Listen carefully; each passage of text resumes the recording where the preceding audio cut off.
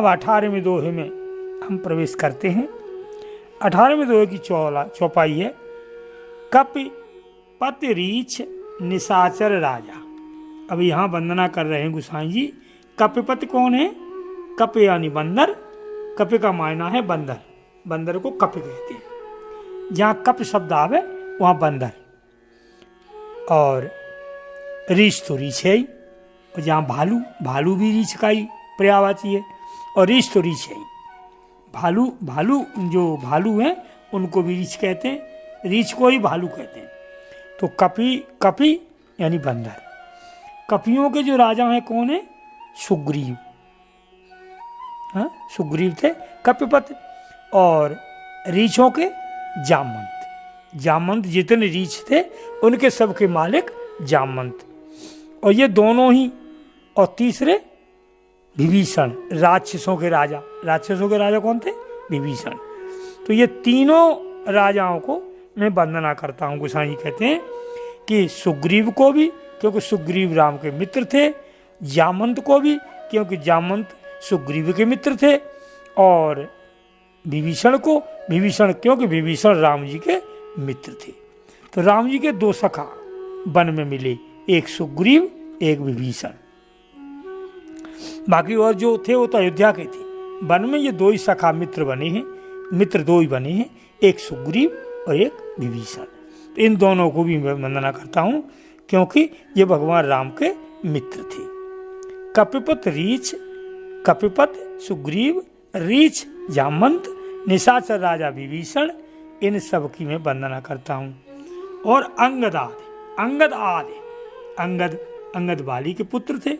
अंगद आदि में सारे बानर आए गए, जितने बानर थे उन सबको, जो भगवान के भक्त थे, भगवान के भक्त तो सभी थे, जो भगवान के काम में आए वे भगवान के भक्त।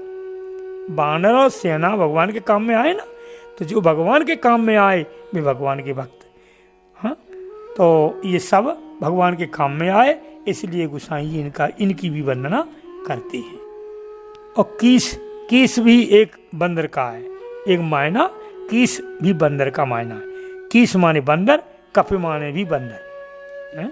दोनों, जहाँ कीस शब्द आवे वहाँ भी बंदर, और जहाँ कप शब्द आवे वहाँ भी बंदर। अब वो बात अलग है, कुछ लोग अपनी अपनी बुद्धि से अलग अलग अर्थ करते हैं, वो हम ज़्यादा बुद्धिमानी समझ के नहीं, हम कथा को इस भाव से कर रहे हैं कि सब बच्चों के, सब लोगों के, छोटे बड़े सभी लोगों को अच्छी तरह समझ में आवे। तो यहाँ यही विशेष ज़्यादा श्रेष्ठ है। ज़्यादा ऊपर कहना बाकी लाना तो राम कथा त्रिवेणी है, ज़्यादा भीतर जाना है तो राम कथा त्रिवेणी में दे दिए हैं सारे विषय। इसको तो सरल बनानी, इसको ज़्यादा कठिन नहीं करनी इस कथा को। इन सब के चरणों को मैं वंदन करता हूँ क्योंकि ये अधम थे, शरीर तो इनके बंदर के थे, लेकिन भगवान के भक्त थे इसलिए ये उत्तम हुए। अधम शरीर किस लिए? मनुष्य शरीर उत्तम होते हैं, लेकिन जो भगवान का भजन नहीं करें तो मनुष्य के शरीर भी अधम होते हैं। बड़े भाग्य मानुष तन पावा, बड़े भाग्य वे ही मानुष हैं जो भगवान का भजन करते हैं, वही हैं बड़े भाग्य।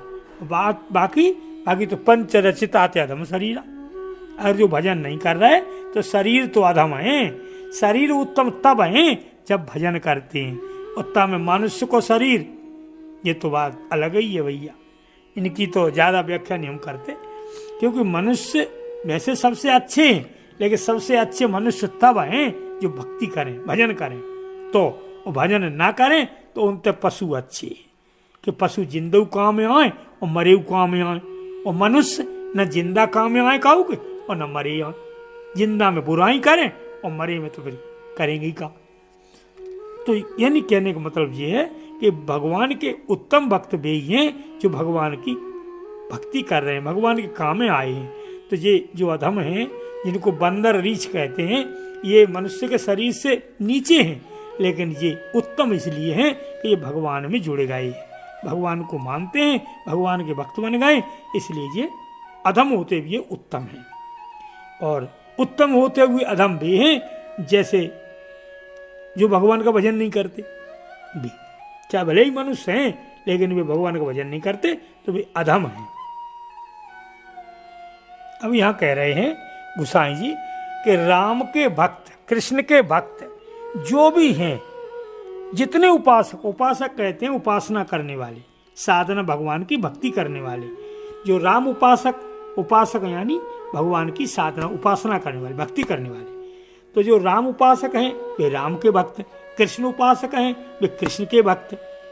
तो जो भी ये भगवान के भक्त हैं, उपासक हैं, वे चाहे सुर हों, चाहे देवता हों, चाहे मनुष्य हों, चाहे खगमृग पक्षी हों और चाहे पशु हों, क्योंकि पक्षियों में भी भक्त हुए हैं ना, कौन? जटायु।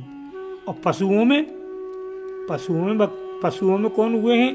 पशुओं में हैं कामधेनु, गाय है ना, है तो पशु, लेकिन कितनी कामी की है, उसकी पूजा होती है। और पशुओं में गजेंद्र, है तो हाथी, लेकिन भगवान की भक्ति करके भगवान को प्राप्त कर लिया।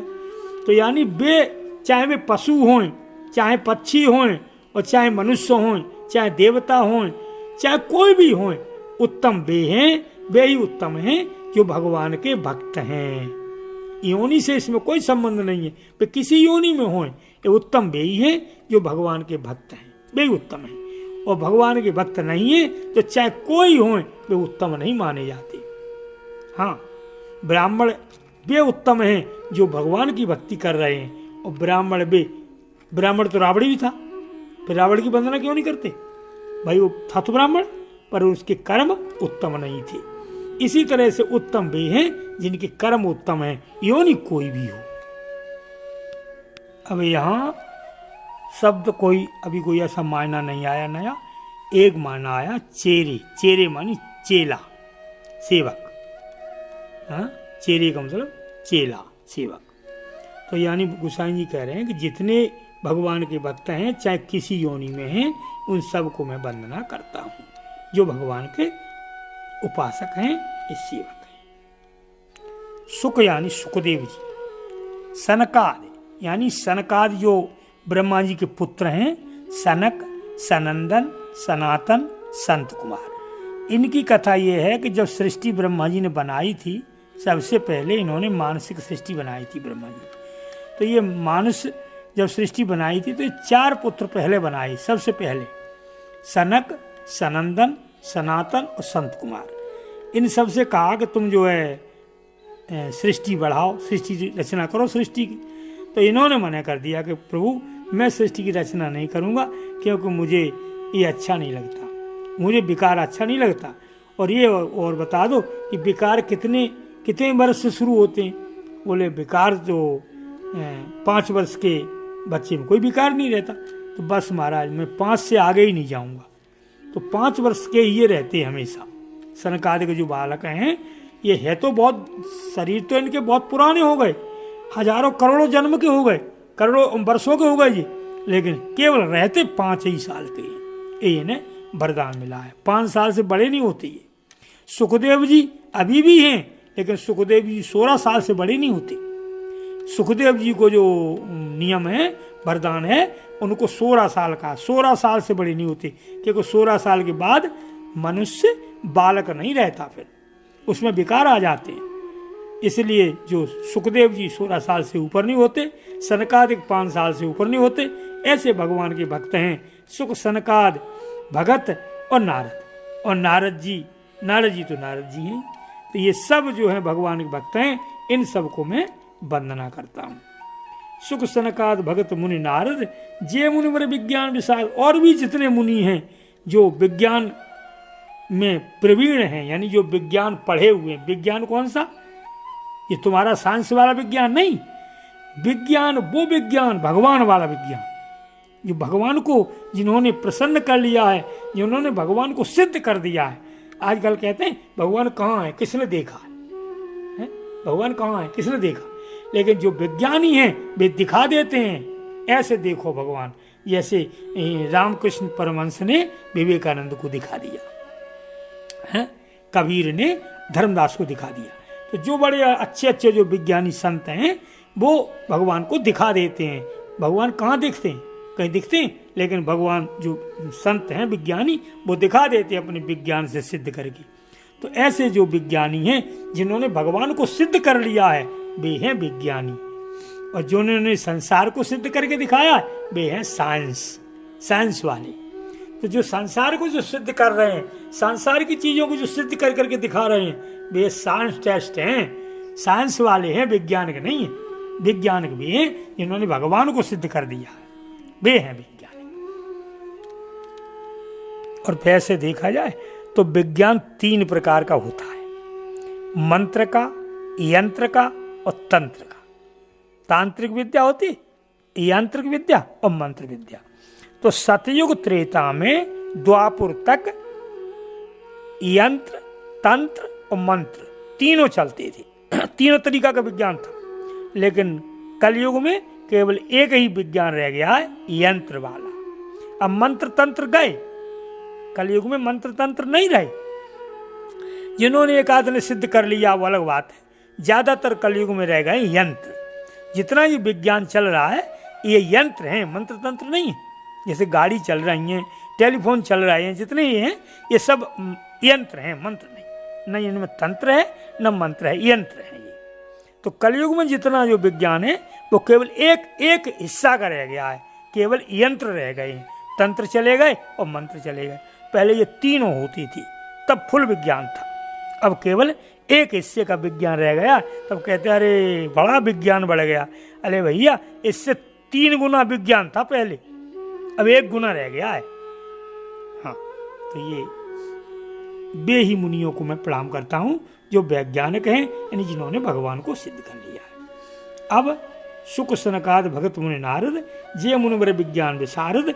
विशारद का मतलब होता है सब में पारंगत, सबको जानने वाले, ज्ञान विज्ञान सबको जानने वाले। और दूसरा अर्थ विशारद का होता है जो जानते हुए भी भूल जाना। सबको जानते हैं लेकिन जिनके अंदर जानने का अभिमान नहीं है वे विशारद। ज्ञान तो है पर ज्ञान का अभिमान नहीं है वे। गोसाई जी कह रहे हैं कि इन सभी महात्माओं को जित ऊपर नाम गिनाए, सुख सनकाद भगत मुनि नारद जे मुनिवर विज्ञान विशारद, प्रमो सवै धन शीसा करो कृपा जन जान मुनीसा। मेरे ऊपर सब लोग कृपा करो। इसके बाद फिर माता जनक सुता यानी जनक की पुत्री, और जग जननी यानी जगत की माता। ऐसी माता सीता को भी मैं प्रणाम करता हूँ, जिनकी कृपा से निर्मल मत हमें मिले। क्योंकि जिसके ऊपर माता की कृपा होती है वो बच्चा तो फिर चाहे कहीं घूमे, विसर्त निर्भय घूमे। तो मैया तुलसीदास जी कह रहे हैं मैया की कृपा जब तक होगी नहीं, जब तक भगवान राम कृपा नहीं करेंगे। और हुआ भी यही, हनुमान जी को जब तक मैया ने बेटा नहीं कहा तब तक राम ने बेटा नहीं कहा। पहले मैया ने बेटा कहा है, मैया ने कहा है सुन सुत तोय समान, यानी पहले मैया ने कहा है बेटा। मैया ने जब बेटा कहा तब राम ने कहा है सुन सुत तोय सम नहीं को उपकारी। पहले मैया ने कहा है अजर अमर गुण निधि सुत हो। तो पहले मैया ने जब बेटा कहा है तब राम जी ने बेटा कहा है। इसलिए गोसाई जी कह रहे हैं कि सबसे पहले मैं मैया को भी प्रणाम करता हूँ, इसके बाद राम जी को प्रणाम किया है। जनक सुता जग जननी जानकी कैसी हैं, जगत की माता हैं। वे सबकी माता हैं, मेरी नहीं, सबकी माता हैं। और अतिशय प्रिय, और भगवान को जो है ज़्यादा से ज़्यादा प्रिय हैं। करुणा निधान की, जो करुणा करने वाले राम हैं उनकी वे प्रिय हैं। इसलिए मैया को भी मैं वंदना करता हूँ। ताके युगपल कमल मनावो, जासु कृपा निर्मल मत पावो। उन दोनों के चरण कमलों को मैं वंदन करता हूँ। युग, अब यहाँ युग शब्द आया, ताके जुग यानी दोनों चरणों को मैं वंदना, या दोनों के चरणों की मैं वंदना करता हूँ, राम की भी और जानकी जी की। दोनों के चरणों की मैं वंदना करता हूँ, जिससे हमें निर्मल मति मिले, अच्छी बुद्धि मिले, तभी हम कथा को कर सकेंगे। इस तरह से अब कहते हैं तन मन वचन, भगवान की जो भगवान राम की वंदना में करता हूँ। वंदना 3 प्रकार से होती है, तन से, मन से और वाणी से। तीनों प्रकार से, तन से और मन से और वाणी से। तन से तो होती है, जैसे साष्टांग प्रणाम कर रहे हैं तो ये तन से वंदना हो गई। और मन से जो चिंतन कर रहे हैं भगवान का, मन से। और वाणी से जो प्रार्थना कर रहे हैं वो वाणी से। चिंतन कर रहे हैं मन से और दंडवत कर रहे हैं वो तन से। 3 प्रकार से ऐसी वंदना करते हैं। कहते मन और वाणी, मनसा वाणी कर्मणा, यानी मनसा मन से, तन से और वाणी से, इन तीनों से वंदना होते हैं। तो तन मन वचन कर्म रघुनायक, तीनों से हम जो है भगवान राम की वंदना करते हैं। जो कैसे हैं? राजव नयन धरे धन सहायक, राजव नयन यानी जो कमल स्वरूपी जिनके नयन हैं और हाथ में हमेशा धनुष और बाण रखे हैं, ऐसे भगवान हमारे ऊपर कृपा करें। भगवान राम कैसे हैं? राजव नयन, हमेशा भगवान कमल स्वरूपी नेत्र। लेकिन प्रश्न ये है कि भगवान हमेशा धनुषवाणी क्यों लिए रहते हैं? जहाँ देखो, जहाँ फोटो में देखो, चाकू देखो, धनुषवाणी लिए। तो धनुषवाण इसलिए लिए रहते हैं कि उनके भक्तों पे कोई विपत्ति ना आ जाए। हमेशा अपने भक्तों की विपत्ति को दूर करने के लिए हमेशा सावधान रहते हैं धनुषवाण लिए। इसलिए भगवान जो है राजव नयन धरे धनु सहायक, हमेशा धनुषवाण लिए इसलिए रहते हैं कि हमारे सेवक कोई विपत्ति ही में ग्रसित न हो जाएं, करें सदा तिनकी रखवारी और ज्यों बालक राखे महतारी। ऐसे भगवान जो अपने भक्तों की रक्षा करते हैं। तो ये आपका आज का ये 18वां दोहा पूरा हुआ। कपिपति रीछ निशाचर राजा, अंगदाध जय कीस समाजा, बरनों सब के चरण सुहाए, अदम शरीर राम जिन पाए, रघुपति चरण उपासक जेते, खगमृग सुर नर असुर समेते, बन्नो पद सरोज सब केरे, जे बिन काम राम के चेरे, सुख सनकाद भगत मुन नारद, जे मुनि बर विज्ञान विशारद, प्रणवो सबय धरन धर सीसा, करो कृपा जन जान मुनीसा, जनक सुता जग जननी जानकी, अतिशय प्रिय करुणा निधान की, ताके युगपद कमल मनावो, जस कृपा निर्मल मति पावो, पुनि मन बचन कर्म रघुनायक, चरण कमल बन्नौ सब लायक, राजव नयन धरे धनु सहायक, भगत विपत्ति भंजन सुखदायक। ये आपका हुआ। अब दोहा 18वां। गिरा अर्थ जल बीच सम, कहियत भिन्न न भिन्न, और बंदौ सीता राम पद, जिन्हें परम प्रिय खिन्न। जैसे जल और जल की तरंग, कोई भेद नहीं है, ऐसे ही वाणी और अर्थ ये दोनों एक ही। अर्थ भी बोला जाता है, वाणी से भी अर्थ होता है। तो अर्थ जब तक वाणी नहीं होगी तो अर्थ कैसे हो जाएगा? तो अर्थ और वाणी दोनों कहने में दो हैं, एक ही हैं। ऐसे ही गिरा अर्थ जल बीच सम, कहिए तो भिन्न न भिन्न। वैसे देखने में भिन्न है, अलग हैं देखने में, भिन्न मानी अलग, लेकिन देखने में भिन्न है वैसे नहीं है। क्योंकि जैसे गिरा अर्थ और वाणी दोनों अलग अलग है, परंतु देखने में अलग अलग है, बाकी एक ही है। ऐसे ही भगवान राम जो है गिरा अर्थ जल बीच सम, कहिए तो भिन्न न भिन्न, बन्नो सीता राम पद। ऐसे ही सीता राम दोनों देखने में अलग अलग हैं, वैसे एक हैं दोनों। देखने में दो हैं, एक प्राण दो देह हैं देखने में, वैसे दोनों एक हैं। जैसे वाणी देखने में अर्थ और वाणी अलग अलग है, पर मतलब एक ही है। ये आपका 18वां दोहा पूरा हुआ। गिरा अर्थ जल बीच सम, कहियत भिन्न न भिन्न, और बन्नौ सीता राम पद, जिन्हें परम प्रिय खिन्न। ये 18वां दोहा पूरा। जय श्री राम, श्री राम।